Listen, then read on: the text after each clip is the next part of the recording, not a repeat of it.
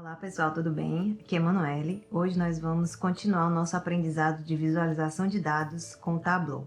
Para quem não conhece, o Tableau é um dos melhores programas comerciais para visualização e análise de dados. Mas se você for estudante ou professor de alguma instituição de ensino, você tem direito, através do programa Tableau Academic, a uma licença durante um ano do Tableau Desktop, que aí você vai poder acompanhar as visualizações que a gente vai fazer no vídeo de hoje.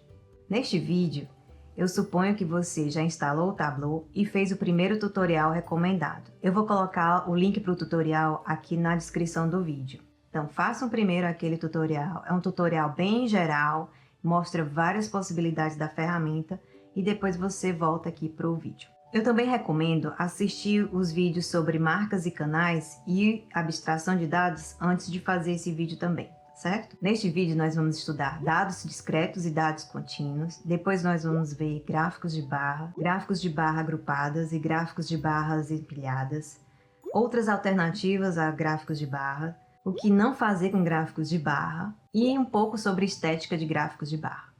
Então vamos lá começar. Então, para acompanhar esse vídeo no Tableau, baixem o arquivo Excel que eu coloquei disponível aqui no link na descrição do vídeo, ok? Quando a gente for trabalhar com dados discretos e contínuos no Tableau, a primeira coisa que a gente tem que prestar atenção é a cor da pílula.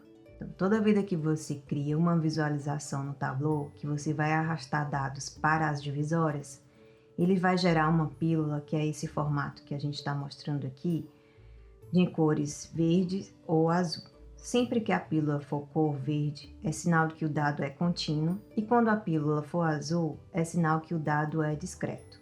Texto e categoria são inerentemente discretos. Já os números, eles são discretos se estiverem um conjunto finito de valores distintos e serão contínuos se puderem ser um valor qualquer em um dado intervalo. O Tableau divide os dados em dimensões e medidas. Você pode observar que as dimensões e as medidas elas vão ser mostradas num painel do lado esquerdo do Tableau. As dimensões elas definem a granularidade, o nível de detalhe da visualização. São os elementos pelos quais você vai agrupar as medidas. Normalmente são campos categóricos, tais como uma região, uma categoria, e não faz sentido calcular uma região média ou uma categoria média. Ou seja, a gente não pode aplicar operações nessas dimensões. Além disso, as dimensões elas determinam o número de marcas. Se a região possui 4 valores, então a gente vai ter 4 marcas. No caso das medidas, normalmente são valores numéricos, como lucro e vendas. Dentro do Tableau, as medidas são agregações. Elas são agregadas de acordo com a granularidade definida pelas dimensões. São os elementos nos quais você deseja fazer algum cálculo. Além disso, o valor de uma medida depende do contexto da dimensão. Por exemplo, o resultado da soma do custo do frete sem nenhuma dimensão vai ser diferente da soma do custo de frete quando temos prioridade do pedido como uma dimensão. Vamos ver isso no Tableau. Vamos carregar um arquivo Excel fornecido, Global Superstore 2018.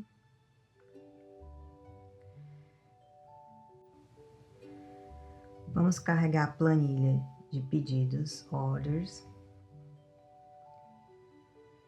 Demora um pouco para carregar a primeira vez.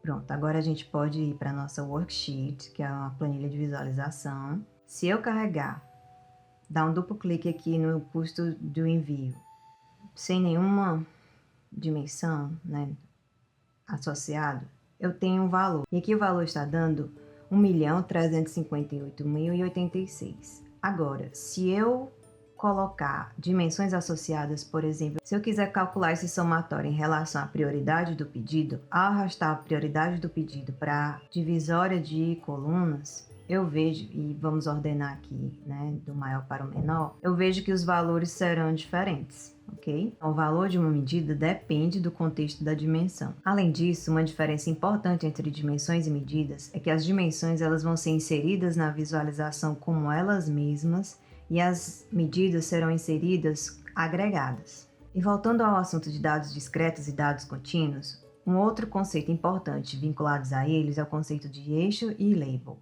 Eixo está vinculado aos dados contínuos e label aos dados discretos. Vamos ver esse conceito de eixo e label usando datas. Datas são tipos de dados interessantes porque elas podem ser tratadas tanto quanto variáveis contínuas quanto variáveis discretas. Quando discretas, significa que cada parte da data pode ser tratada como uma categoria, e assim a gente pode detalhar a data como se fosse uma hierarquia de categorias. Quando as datas são contínuas, o detalhamento se comporta como se a gente estivesse adicionando mais resolução. Vamos ver essa diferença no Tableau. Então, vou gerar aqui uma outra planilha, onde eu vou querer mostrar a soma do lucro em relação à data do pedido. Então, vamos adicionar lucro e data do pedido. Order date. Bem, se a gente olhar aqui com o botão direito em cima de data do pedido, no menu eu tenho duas divisões para datas. Na parte de cima eu tenho as divisões discretas, onde eu tenho ano, trimestre, mês, dia e outros aqui que você pode adicionar. E já na parte de baixo eu tenho ano, trimestre, mês, dia, número da semana, dia e também outros que você pode modificar, tá certo? O importante aqui é que nessa parte de cima os dados são considerados discretos e aqui na parte de baixo os dados são considerados contínuos. A gente sempre pode mudar o tipo de data usando o menu da pílula, que foi o que eu utilizei aqui. E aqui da mesma maneira como a gente falou sobre dados discretos e contínuos, olhe para a cor da pílula. Se ela tiver azul, é sinal de que o dado é discreto. Se ela tiver verde, é sinal que o dado é contínuo, tá certo? Dessa forma, a data está como um dado discreto. Então, a gente pode, se eu expandir aqui o ano em trimestres, eu vejo que cada um desses gráficos aqui são os dados são a soma do lucro por ano, né, de 2014 até 2017, e cada um dos trimestres aqui será uma categoria, certo? Então, agora eu tenho uma seção separada na visualização para cada ano, em vez de uma linha contínua, tá certo? Se eu trocar aqui, em vez da pílula de trimestre para mês, agora eu tenho os gráficos que são mostrados por meses do ano. Veja que eu tenho como realmente as 4 seções separadas. Se as datas fossem contínuas, eu deveria ver isso aqui como um único gráfico. Vamos ver como a gente faz o gráfico usando data contínua. Vou criar aqui uma outra planilha e nessa planilha eu vou fazer da mesma forma. Vou adicionar lucro e data do pedido. Na data do pedido eu vou usar a data contínua, só que agora eu vou querer mostrar por mês. E agora eu vejo todos os meses, né, dos 4 anos, compare com aqui com a versão anterior, né, que eu não tinha mais um dado contínuo aqui, tá certo? E na data contínua, a cor da pílula é verde e eu tenho um gráfico único aqui, ok? Agora vamos trabalhar com gráficos de barra. Os gráficos de barra são os tipos de gráficos mais simples e ainda assim bastante poderosos. Nós já criamos alguns gráficos de barra, né, tanto hoje como na atividade do Tableau, como lá no tutorial. Neste vídeo nós iremos nos aprofundar mais um pouco nesses tipos de gráfico. Então, vamos usar esse mesmo arquivo Excel. Bem, vou gerar aqui uma outra planilha para a gente fazer essa próxima atividade. Agora nós vamos analisar vendas por categoria. Então vamos criar o seguinte gráfico. Vamos clicar 2 vezes na medida de vendas, que é o Sales, tá certo? Ela vai ser enviada para a divisória de linhas. Vamos clicar 2 vezes na dimensão de categoria, Category, e ela vai ser enviada para a divisória de colunas. E aí você vai ver um gráfico semelhante a esse que está sendo mostrado aqui.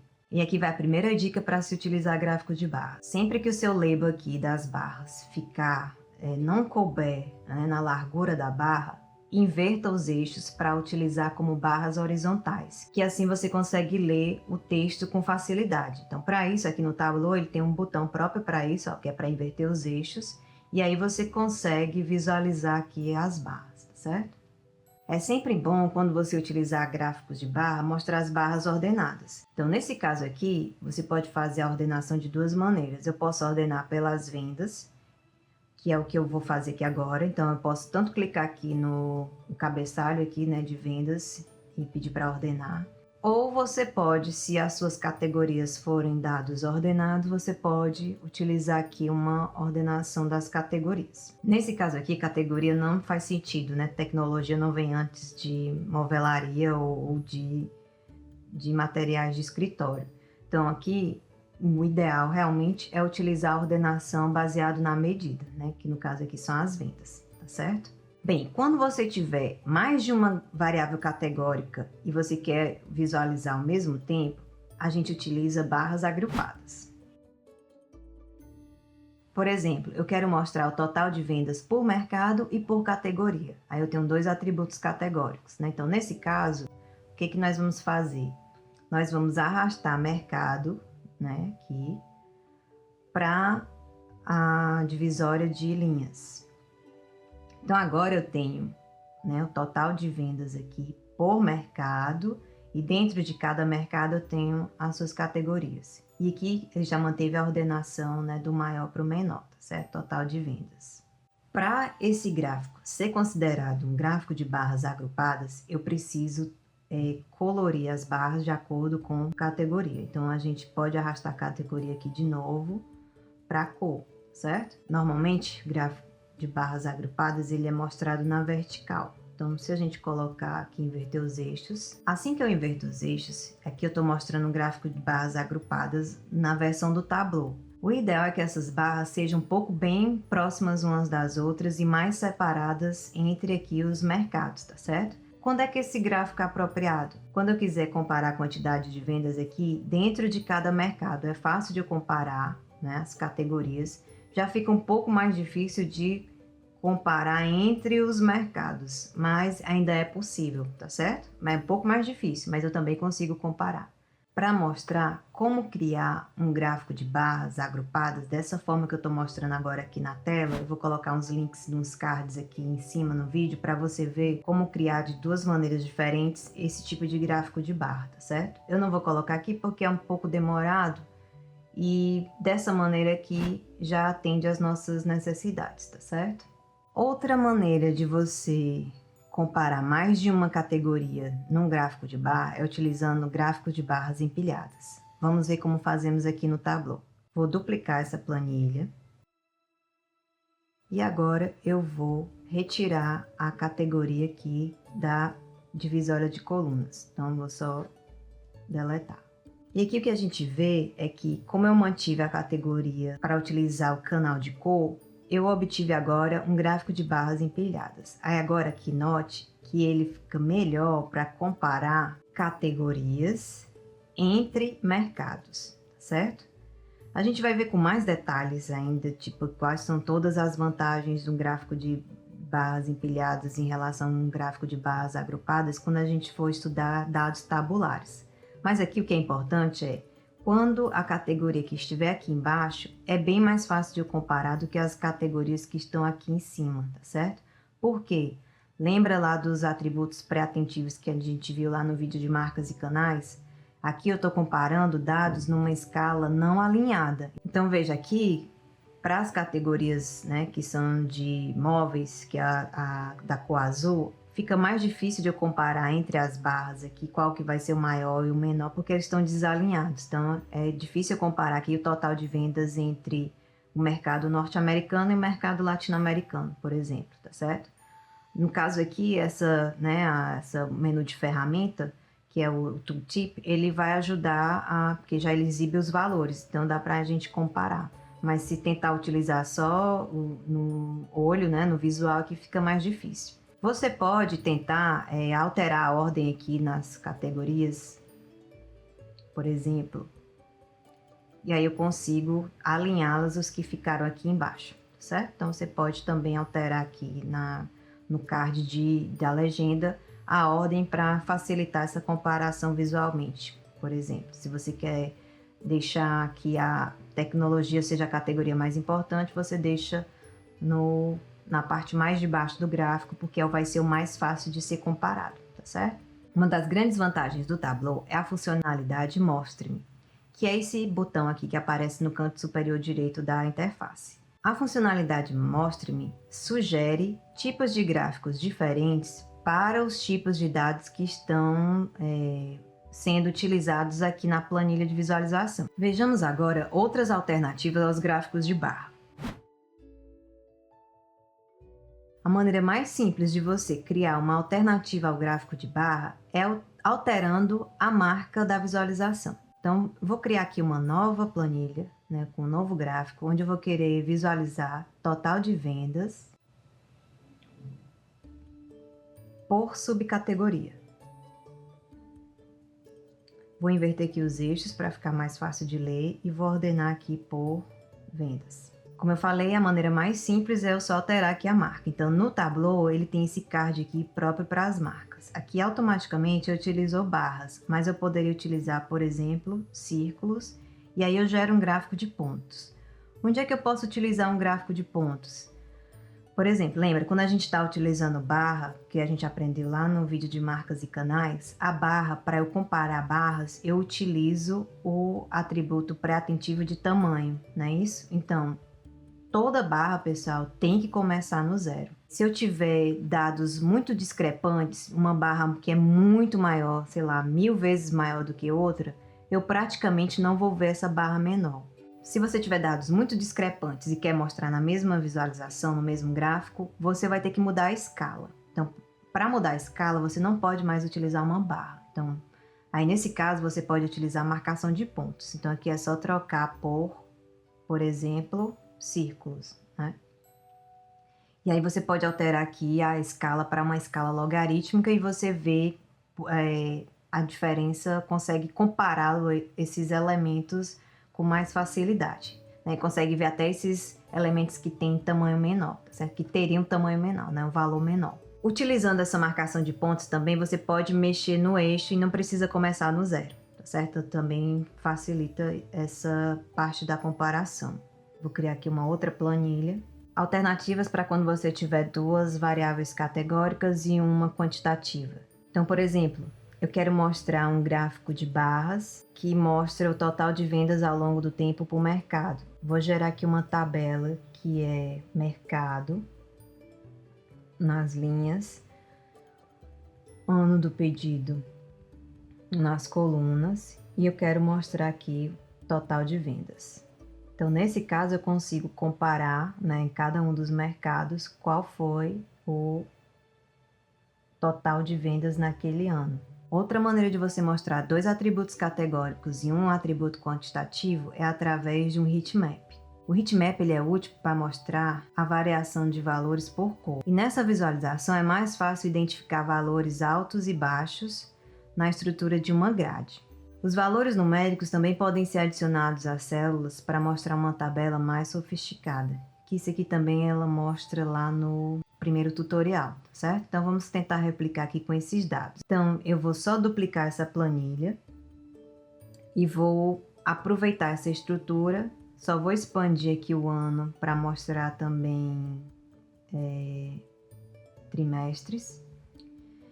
E vou alterar aqui a planilha, o Show Me, para utilizar a tabela de destaque, tá certo?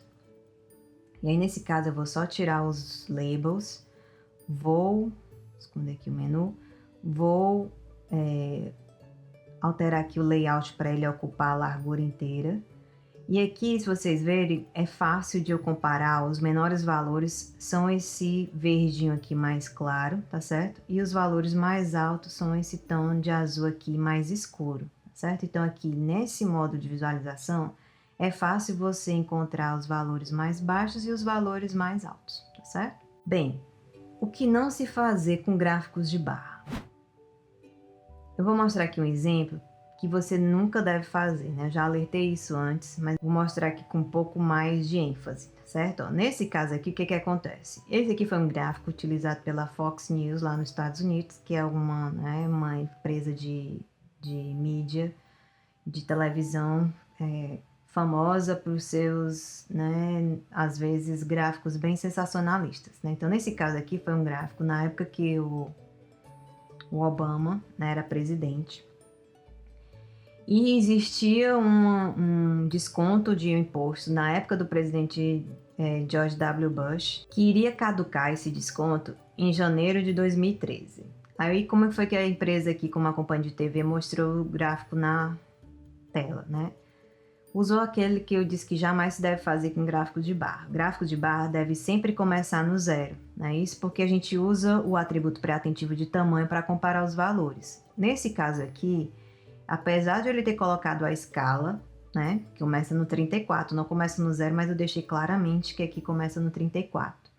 Mas quando você observa esses dois gráficos de barra, o seu olho, né, o seu cérebro já entendeu que essa barra aqui é mais ou menos 5 vezes maior do que essa. Então a mensagem que eles queriam dizer é o seguinte, ó, se o desconto que o Bush conseguiu passar na época do mandato dele cair, você vai pagar 5 vezes mais imposto do que pagava antes. Essa é a mensagem que você recebe, né? Mas não é a mensagem real. A mensagem real é que agora, se você pagava 35% de imposto, agora você vai pagar 39,6%, que na verdade é 4,6% a mais, né? Então, se o gráfico for real, ele seria esse aqui do lado direito, ó. Como você mostraria. Não é tão maior a diferença, mas a maneira como eles falaram era justamente para dizer que o corte era muito maior do que o que realmente era, certo? E para finalizar, vou falar um pouco aqui sobre estética em gráficos de barra. Só para ter cuidado, né? Você nunca deve utilizar nem barras muito finas, nem muito grossas para utilizar o gráfico de barras. Use barras adequadas, onde a distância entre elas é mais ou menos a metade da barra. Quando você estiver utilizando barras agrupadas, né, não utilize muitas cores. Nesse caso aqui eu tenho 4 categorias, né, 4 agrupamentos. Eu utilizei cores apenas para as 2 categorias mais importantes. As outras eu deixo em tons de cinza, certo? Então você utiliza, por exemplo, se você está mostrando do seu produto, né, da sua empresa, você coloca em cor mais forte. E da empresa concorrente, o segundo concorrente, você coloca no outra cor, né, semelhante, para não ficar assim tão diversificado em cores, né, que isso também acaba espalhando a atenção do usuário para todas as cores, ele não consegue focar em nenhuma cor. E aqui no caso você quer que foque no seu produto, né, que é o produto A, aí, tá certo? E quando o label for muito grande, sempre utilize barras horizontais, que aí eu consigo ler, porque é muito ruim você fazer a pessoa girar a cabeça para poder ler qual é o label que está lá na vertical, tá certo? Então era isso que eu tinha para mostrar hoje. Eu espero que vocês tenham gostado e vamos utilizar gráficos de barra da forma correta agora, tá certo?